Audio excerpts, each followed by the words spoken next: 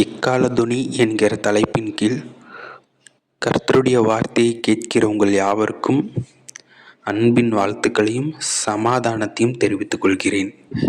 இந்த நாளிலும் எக்காலதுணி என்கிற தலைப்பின் கீழ் கர்த்தர் நம்மோடு பேச விரும்புகிற வார்த்தை வெளிப்படுத்தின சுவிசேஷம் 3வது அதிகாரம் 15-16 வசனங்கள். வெளிப்படுத்தின சுவிசேஷம் 3வது அதிகாரம் 15-16 வசனங்கள். உன் கிரியைகளை அறிந்திருக்கிறேன். நீ குளிரும் அல்ல அனலும் அல்ல. நீ குளிராயாவது அனலாயாவது இருந்திருந்தால் நலமாயிருக்கும். இப்படி நீ குளிரும் இன்றி அனலும் இன்றி வெதுவெதுப்பாய் இருக்கிறபடியினால் உன்னை என் வாயினின்று வாந்தி பண்ணி போடுவேன். இந்த சத்தத்தை கேட்கிற பிரியமான சகோதரனே, சகோதரியே, உன்னுடைய வாழ்க்கையை நீ ஒரு நிமிடம் ஆராய்ந்து பார். அவர் சொல்லுகிறார், ஒன்று குளிராயிரு இல்லைனா அனலாயிரு. ஒன்று நீதியின் பக்கம் நில்லு இல்லைனா அநீதியின் பக்கம் நில்லு. எங்கள் ஊரில் ஒரு பழமொழி சொல்லுவாங்க, ஆற்றுல ஒரு கால் சேத்துல ஒரு கால்னு. போல் உலகத்தின் மேலே ஒரு கால், மேலே ஒரு கால், சத்தியத்தின் பக்கம் ஒரு கால்.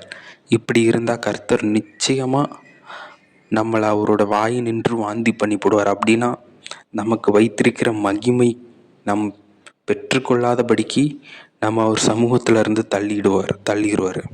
கவனிங்க, அழகா வசனம் சொல்லும், எந்த மட்டம் 2 நினைவுகளால் குந்தி குந்தி நடப்பீர்கள்.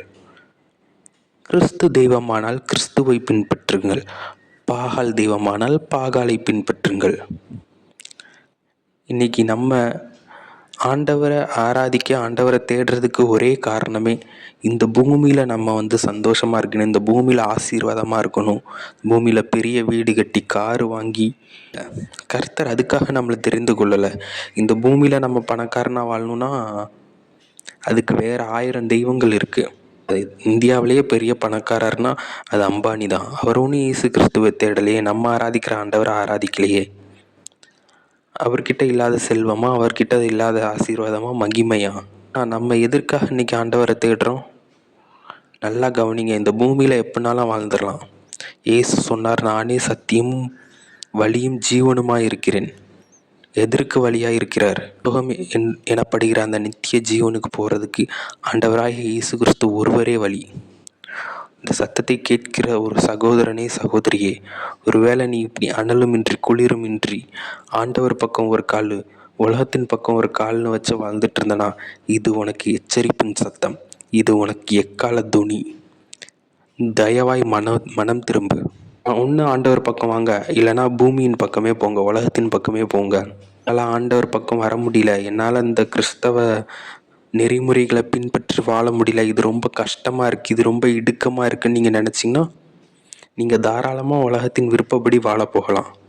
ஆனால் நீங்கள் உலகத்தின் விருப்பப்படியும் வாழாமல், ஆண்டவருடைய வார்த்தையின்படியும் வாழாமல் ரெண்டும் கட்டானா வாழ்ந்தீங்கன்னா வேஸ்ட். தயவாய் மனம் திரும்புங்கள், தேவன் பக்கம் திரும்புங்கள், சத்தியத்தின்படி வாழுங்கள். கர்த்தர் உங்களை ஆசீர்வதிப்பாராக. மீண்டும் அடுத்த எக்கால சத்தத்திற்காக காத்திருங்கள், விழித்திருங்கள், ஜபத்தோடு இருங்கள். கர்த்தர் நம் மத்தியில் பெரிய காரியங்களை செய்வார். ஆமேன்.